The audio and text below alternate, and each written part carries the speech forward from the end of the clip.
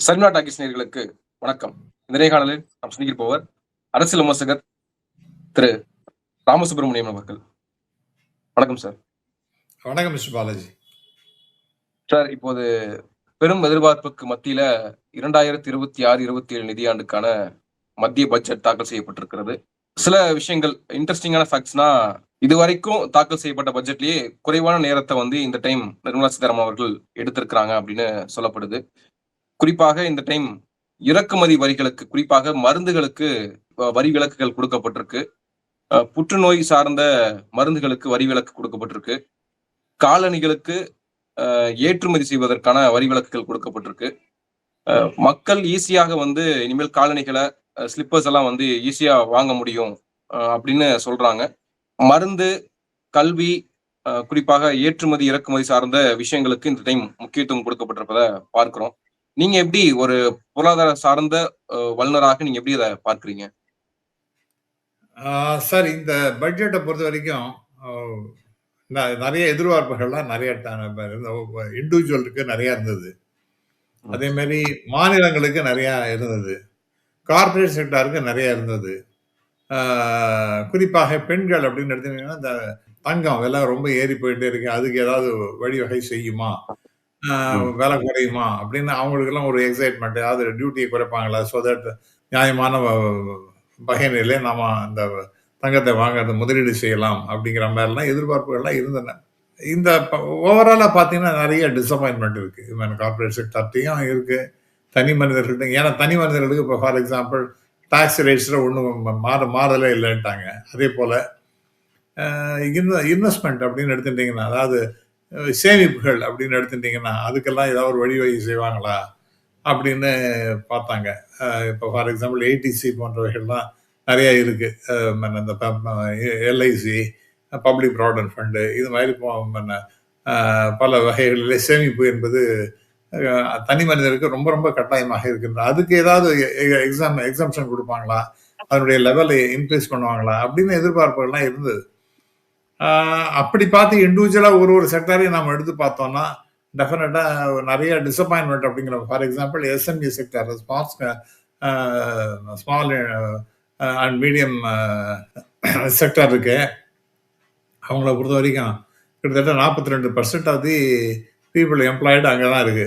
அதே மாதிரி எக்ஸ்போர்ட்ஸ்னு பார்த்தீங்கன்னா அங்கே தான் இருக்கு. ஸோ எம்ப்ளாய்மெண்ட் இதெல்லாம் ரொம்ப அதிகமாக இருக்கின்றது. அவங்களுக்கெல்லாம் என்ன பெரிய அளவு கொடுத்துருக்காங்கன்னு ஏதோ ஒரு 10,000 கோடி ரூபாய் அவங்கள இம்ப்ரூவ் பண்ணுறதுக்காக கொடுத்துருக்கேன்றாங்க. அது வருமா வராதா, என்ன எப்படி செலவு பண்ண போறாங்க யாருக்கும் தெரியாது. ஜஸ்ட் ஒரு அனௌன்ஸ்மெண்ட். இன்ஃபேக்ட் பட்ஜெட்டெல்லாம் நான் பார்த்தோம்னா, என்னை பொறுத்த வரைக்கும் என்னன்னா, நான் பல காலமாக பார்த்தேன். 1972 பட்ஜெட்டை பார்த்துட்டு இருக்கிற ஆள்னா, ஒரு பட்ஜெட்டை அனௌன்ஸ் பண்ணாங்கன்னு வச்சுங்களேன், at the end of the year ஒரு ஒயிட் பேப்பர் ஒன்று கொடுக்கணும்.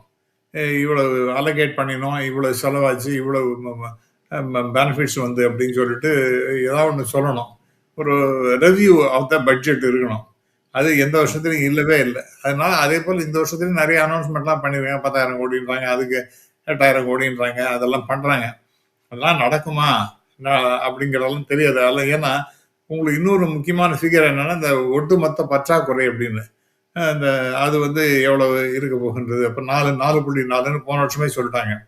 ஸோ அவன் மனசுல அதே ஓடின்னு இருக்கும், எப்படி 4.4ஆக அதை குறைக்கிறதுன்னு பார்ப்போம். இந்த பட்ஜெட்ல அனௌன்ஸ்மெண்ட் செலவெல்லாம் இருக்கு பாருங்க, அதெல்லாம் பண்ணவே மாட்டாங்க. இது நான் இவங்க என்ன பண்றதை நான் சொல்லவே இல்லை. ஈவன் காங்கிரஸ் பீரியட்லேயே நான் பல முறை சொல்லியிருக்கேன். அதாவது இவ்வளவு பணத்தை இதுக்கு அதுக்கு உண்டு இதுக்கு உண்டுன்னு எல்லாத்தையும் அனௌன்ஸ்மெண்ட் பண்ணிட்டு கடைசியில் அதெல்லாம் செலவு பண்ண மாட்டாங்க. ஏன்னா அவங்களுக்கு அந்த பற்றாக்குறை அது அந்த அளவுக்கு நம்ம கொண்டு வந்துட்டோம் நம்ம சொன்ன மாதிரி அப்படிங்கிற ஒரு பெரிய அச்சீவ்மெண்ட் மாதிரி அதை நினைப்பாங்க. ஆகவே எனக்கு இதெல்லாம் ஒரு பெரிய எக்ஸைட்மெண்ட்லாம் கிடையாது. ஆனால் தனி மனிதனுக்குன்னு ஒரு எதிர்பார்ப்புகள்லாம் இருந்தது. அது ரொம்ப முக்கியமானது. ஒரு நாட்டில் ஒரு தனி மனிதனுடைய எதிர்பார்ப்புகள் அப்படின்னு பார்த்தீங்கன்னா, அது தந்தாப்புல இருக்கு அப்படின்னு இன்வெஸ்ட்மெண்ட் பண்ணுறதுக்கோ அல்லது டாக்ஸ் எக்ஸம்ஷன்ஸ் ஏதாவது உண்டோ, அதெல்லாம் இருந்ததுன்னா பரவாயில்ல. அதெல்லாம் ஒன்றும் இல்லவே இல்லை. அப்படியே ஒரு விதமான மாற்றமும் இல்லைன்னு சொல்லிட்டாங்க. ஸோ அப்போ விடுங்க, அதை நான் பண்ண வேண்டாம். அதே மாதிரி நீங்கள் சொல்கிறீங்களா, மருந்துகளுக்கு இவ்வளவு, புற்றுநோய் அஃபெக்ட் ஆனவங்களுக்கு இவ்வளவு எக்ஸம்ஷனை கொடுக்க போகிறோம். காலணிகளுக்கு நம்ம தயார் பண்ணுறவங்கள விட எக்ஸ்போர்ட் பண்ணுறவங்களுக்கு அதில் இன்புட்ஸ் என்ன இருக்கோ அதுக்கு வந்து நிறைய எக்ஸம்ஷன் கொடுத்துருக்காங்க. அது டெஃபினட்டாக அந்த அந்த செக்டாரை நம்ம கவனிக்கணும். ஏன்னா அது ரொம்ப முக்கியமான செக்டார் அது. அதே போல் மெரீன் அப்படின்னு சொல்லிட்டு இப்போ ஏற்றுமதி செய்கிறவங்க அந்த கடல் வாழ் அந்த அந்த மீன்கள் அதுகள்லாம் இருக்கு. அதெல்லாம் அதுக்கு அந்த செக்டாருக்கும் ஏதோ சில எக்ஸம்ஷன்ஸ்லாம் சில பெனிஃபிட்ஸ்லாம் கொடுத்துருக்காங்க. எலக்ட்ரானிக்ஸ்ன்னு எடுத்துட்டிங்கன்னா ஒரு 40,000 கோடி அனௌன்ஸ்மெண்ட் பண்ணிருக்காங்க. இதெல்லாம் வருமா வருமா வருமா எவ்வளோ செலவு பண்ணாங்க, இது ரொம்ப முக்கியமானது. இது வந்து நம்ம இது நம்ம இன்னைக்கு பட்ஜெட் அனௌன்ஸ் பண்ண உடனே அதை பேஸ் பண்ணி நம்ம பிரமாதமாக இருக்குது பிரமாதமாக இல்லைன்னு சொல்ல முடியாது. பட் அனௌன்ஸ்மெண்ட் நமக்கு இதுதான் ஒரு ஹிஸ்டாரிக்கல் ஈவெண்ட்டாகவே இருக்கின்றது என்றால் அதில் அனௌன்ஸ்மெண்ட்டில் எப்படி பரவாயில்லையா அப்படின்னு பார்த்தீங்கன்னா ஒட்டுமொத்தமாக பற்றாக்குறை என்பது 4.4ன்னு கொண்டு வந்துருக்காங்க ஜிடிபியில். அது நிச்சயமாக வரவேற்கத்தக்கது. அதுபோல் இன்னைக்கு உலக அளவிலேயே பிரச்சனைகள் இருக்கக்கூடிய நாடுகள் ஏராளம். ஏன்னா இந்த ட்ரம்ப்போட பிஹேவியர்னால அதோட இல்லாமல் இந்த இன்னும் இந்த உக்ரைன் போரும் முடிவு வரல, ரஷ்யா உக்ரைன் போரும் முடிவு வரல. உலகமே நிறைய பிரச்சனைகளோட பார்த்துட்டு இருக்கு. அந்த சமயத்தில் நாம் வந்து ஒரு 7.4% ஜிடிபி growth காமிக்கிறோம்னா டெஃபினட்டாக அது வந்து ஒரு அச்சீவ்மெண்ட்டாக தான் நான் பார்க்கின்றேன். அதே போல் இன்னொரு முக்கியமான விஷயம் இன்ஃப்ராஸ்ட்ரக்சர். நம்ம மொத்தம் பட்ஜெட்டுன்னு பார்த்தீங்கன்னா கிட்டத்தட்ட ஒரு 53.5 லட்சம் கோடி ரூபாய்களை இன்னும் அனௌன்ஸ்மெண்ட் பண்ணியிருக்காங்க.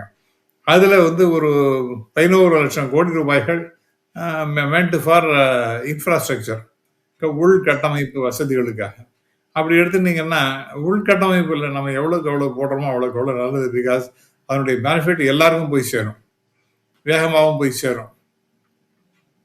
இது உதாரணமாக சொல்கிறேன்னா உலக அளவில் பொருளாதாரம் ரொம்ப பெரிய அளவுக்கு வீழ்ச்சி அடைந்தப்போ 1920s அப்போ என்ன பண்ணாங்க அமெரிக்காவில், I think if I am right ரூஸ்வெல்ட்னு நினைக்கிறேன், அப்போ ஹி வாஸ் அ பிரசிடென்ட். அப்போ இருந்த பிரிட்ஜஸ்லாம் உடைச்சிட்டு மறுபடியும் கட்டுங்க, ரோடெல்லாம் போட்டதை மறுபடியும் திருப்பி போடுங்க அப்படின்னு சொன்னாங்க. எதுக்கு இது மாதிரி பைத்தியக்காரத்தனமா பண்ணுறீங்க? நோனோ, தனி மனித வருமானங்கிறது அவசியம்.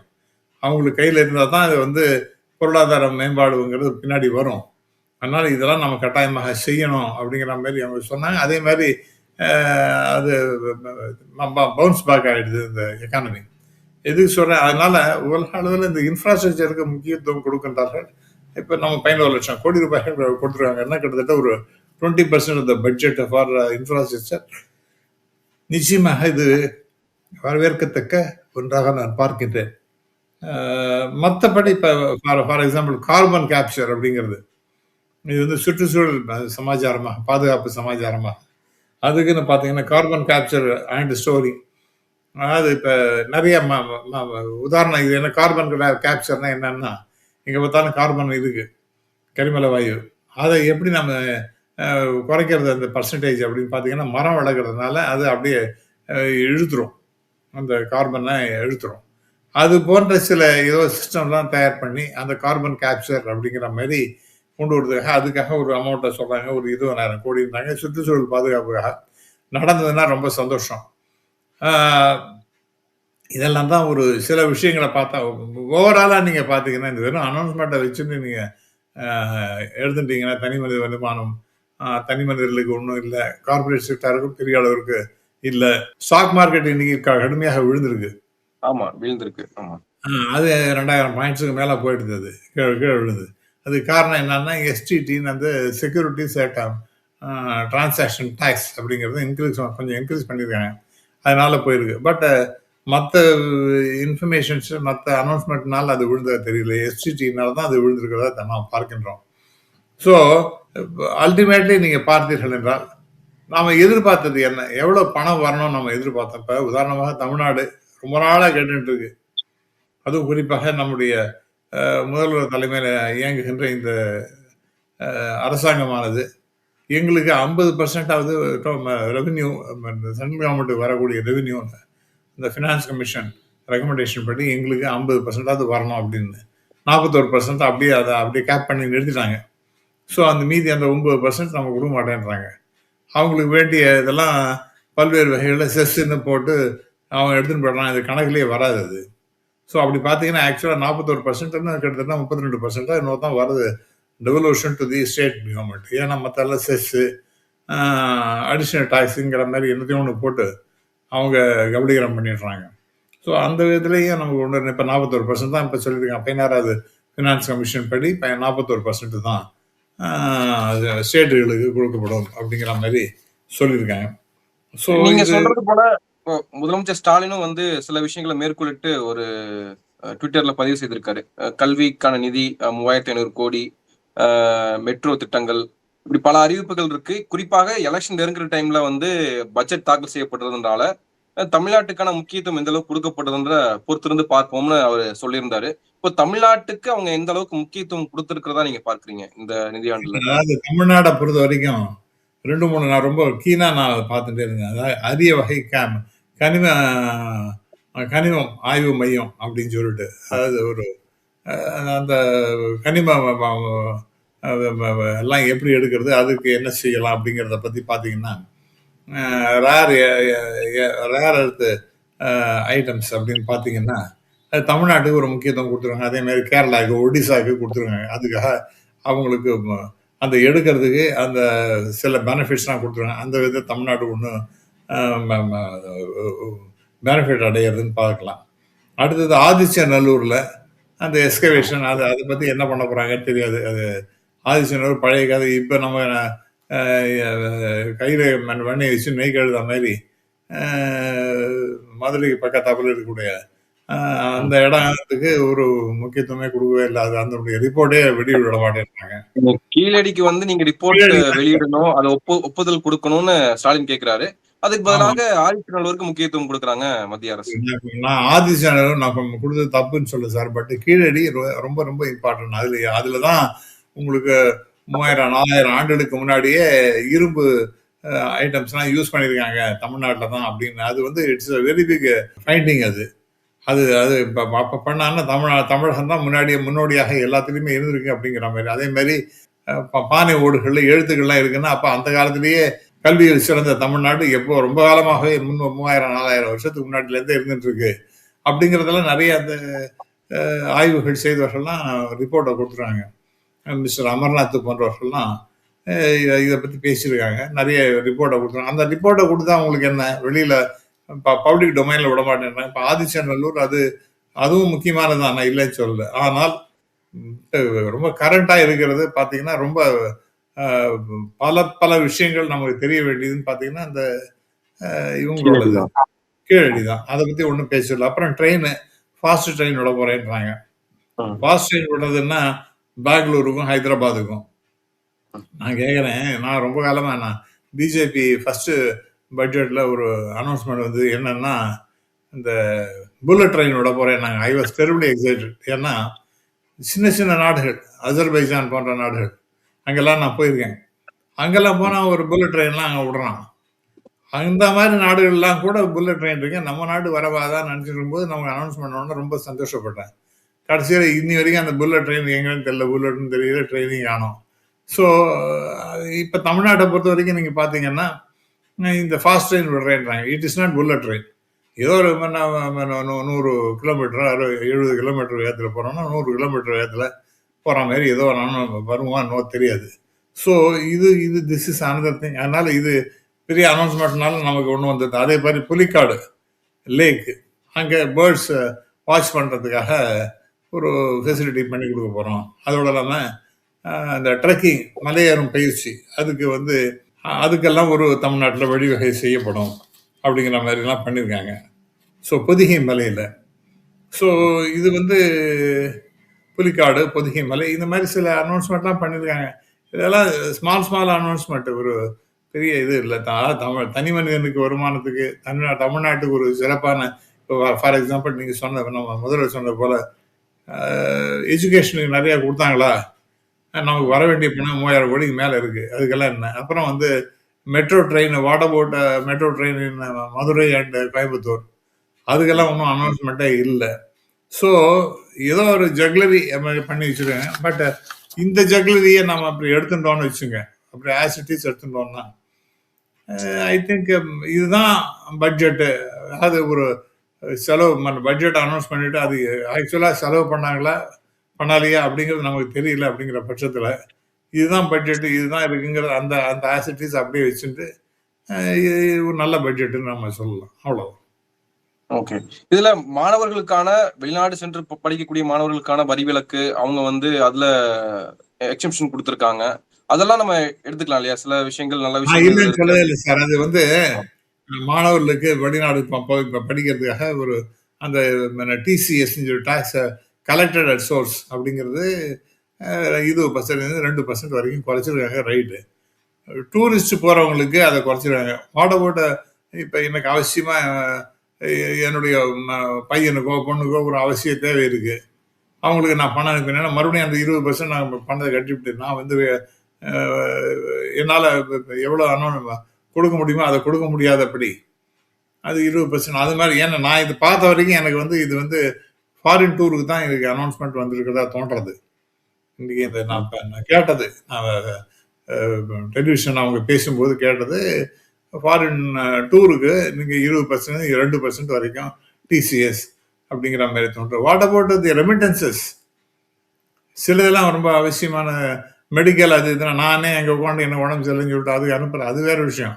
பட் ரொம்ப அர்ஜென்ட்டாக என்னுடைய பையனுக்கோ பொண்ணுக்கோ நான் பணம் அவசரமாக அனுப்பணும்னா 20% பணத்தை கட்டிட்டு அதுக்கப்புறம் ஒரு வருஷத்துக்கு மேலே வெயிட் பண்ணி அதுக்கு ரீஃபண்ட் வாங்கி மறுபடியும் அதெல்லாம் ரொம்ப தேவையில்லாத பிரச்சனைகளை உருவாக்கிட்டு இருக்கு. அதுக்கும் உண்டாகிறது எனக்கு தெரியுது. இப்போ இன்னைக்கு அவங்க அனௌன்ஸ்மெண்ட் பார்த்தீங்கன்னா ஸோ மொத்தம் இப்படி தான் சார் இருக்குது. நீங்கள் இப்போ கேட்டதுக்கெல்லாம் ஃபுட்வேராக இருக்கட்டும், நோ சேஞ்ச் இன் அப்புறம் புது டேக்ஸ் எடுத்துட்டிங்கன்னா புது சட்டம் இன்கம் டேக்ஸ் ஆக்ட் 1961 அது வந்து இப்போ வந்து புதுசாக வரப்போகிறது என்னன்னா கமிங் ஏப்ரல்லேருந்து நடைமுறைக்கு வரும்னு சொல்லியிருக்காங்க. April 2026 it will become effective அப்படின்றாங்க. ஸோ இதுதான் சார் பை அண்ட் லார்ஜ். ஒரு பெரிய எக்ஸைட்மெண்ட்டும் கிடையாது, ரொம்ப படுமோசமான பட்ஜெட்டும் கிடையாது. அதனால பேஸ்ட் வந்து அனௌன்ஸ்மெண்ட்டை வச்சுன்னு பார்த்தோம்னா இது ஒரு நல்ல பட்ஜெட்டு. ஏன்னா முன்னாடி நம்ம எப்படி பார்த்தோமோ அது மாதிரி இப்போ அதே மாதிரியே நம்ம கவனிச்சோம்னா it may be considered as decent budget அப்படிங்கிற மாதிரி தான் சொல்லலாம். ஓகே. இதுல தமிழ்நாட்டுன்னு நம்ம பார்க்கும்போது பாஜக சில பேர் என்ன சொல்றாங்க, பேட்டரி எக்ஸம்ஷன் கொடுத்திருக்காங்க, பேட்டரி தயாரிப்புகளுக்கான வரி விலக்குகள் கொடுக்கப்பட்டிருக்கு, இறக்குமதிகளுக்கு வரி விலக்கு கொடுக்கப்பட்டிருக்கு. அப்படி பார்க்கும்போது தமிழ்நாட்டில இருந்து நிறைய தயாரிப்புகள் பேட்டரி தயாரிப்புகள் நடக்குது. கேபிட்டல் ஆஃப் பேட்டரி தயாரிப்புகள் இந்த எலக்ட்ரிக் வாகனங்களுக்கான ஒரு கேபிட்டலாவும் தமிழ்நாடு இருக்கிறன்ற பட்சத்துல அது தமிழ்நாட்டுக்கும் அதிக பெனிஃபிஷியல் இருக்குதானே செய்யுது அப்படின்னு சொல்றாங்க. பார்ப்போம் சார் நம்ம அனௌன்ஸ்மெண்ட்ஸ். வெறும் அனௌன்ஸ்மெண்ட் வந்து இட் டசன்ட் மீன் நான் உங்களுக்கு சாப்பாடு கொடுக்குறேன்னா உங்களுக்கு சாப்பாடு கொடுத்தா அர்த்தம் கிடையாது. உங்களுக்கு நீங்கள் ஆக்சுவலாக நான் உங்களுக்கு கொடுத்து நீங்கள் சாப்பிட்டு திருப்தி ஆன அப்புறம் தான் அதெல்லாம் அனௌன்ஸ்மெண்ட். நிறைய நான் தான் சொன்னேன் சார், அவங்க சில இதெல்லாம் வச்சுருக்காங்க, குறிக்கோள்லாம் வச்சுருக்காங்க. ஃபிஸ்கல் டெபிசிட்னு எவ்வளோ வச்சுக்கணும்னு. அதே மாதிரி அடுத்த வருஷத்துக்கு 4.3% அது ஜிடிபின்றாங்க. அதெல்லாம் டார்கெட்லாம் ஃபிக்ஸ் பண்ணிடுறாங்க. அதுக்கு தகுந்தாப்புல செலவெல்லாம் குறைச்சிடுறாங்க. This is what is happening. அது நம்ம பல காலமாக இப்படி தான் நடந்துட்டு இருக்கு இந்தியாவில். ஸோ இந்த இதுக்கு அது பண்ணிட்டாங்களே அதுக்கு பண்ணிட்டாங்களே அப்படின்னா அவெல்லாம் டேஞ்சிபிளாக ஏதாவது ஒரு ஸ்பெசிஃபிக்காக இதெல்லாம் பண்ணிட்டோம் அப்படின்னு அவங்க ப்ரூவ் பண்ணால் ஒழிய announcements are near announcements only அப்படிதான் நான் சொல்ல முடியும். நீங்க சொன்னது போல முன்னாடி சொன்னீங்க, ஜியோ பாலிட்டிக் இஷ்யூஸ் இருக்கிறதுனால வந்து தங்கத்தினுடைய விலை வந்து அதிக அளவுக்கு இப்ப இருக்கிறத பார்க்க முடியுது. இப்ப அதுல ஏதாவது ஒரு இம்பாக்ட் இந்த பட்ஜெட்ல இவங்க கொடுத்த ஓவரால் பட்ஜெட் மூலமாக ஏதாவது அதுல இம்பாக்ட் ஏற்படுத்துமா? நீங்க எப்படி அதை பார்க்குறீங்க? தங்கம் விலை குறைவதற்கான வாய்ப்புகள் இருக்கா? இன்னைக்கு நம்ம நாட்டினுடைய மிகப்பெரிய பிரச்சனைய டாலருக்கு எதிராக ரூபாய்க்கு என்ன லெவல்ல மதிப்பு இருக்குன்னு ரொம்ப கடுமையான விளைவாக இருக்கு. இன்னைக்கு 92 ரூபா வந்துருது.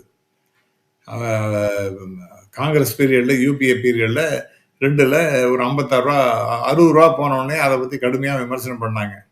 இப்போ என்னடானா 92 ரூபாய்க்கு வந்துருது. இது வந்து மிகப்பெரிய அளவுக்கு பாதிப்பை ஏற்படுத்த இம்மீடியட்டா ஏதாவது இம்போர்ட் நாம என்னென்ன இறக்குமதி செய்யறோமோ அதுக்கெல்லாம் அதிகமாக பணம் கொடுக்குற மாதிரி நிலைமை வரும். அது தந்தாப்புல எக்ஸ்போர்ட்ஸ் அதிகமாகுமா? அவன் என்ன செய்யறான்னா உங்களுக்குலாம் இந்த ரூபா வந்து விலை குறைஞ்ச போச்சு, அதனால நிறைய டாலர் நான் கொடுக்கணும், அதனால நீ கோட் பண்ற பிரைஸ் எல்லாம் குறைச்சிருங்கிறான். ஸோ இது ஒரு பெரிய, அதனால நீங்க எக்ஸ்போர்ட்ஸ் பெரிய அளவுக்கு இம்ப்ரூவ் ஆக போறதுல மாறாக இம்போர்ட்ஸ் நிறைய ஆகும் அதுக்கு நம்ம செலவு பண்ற பணங்கிறது ரொம்ப அதிகமா போகுது.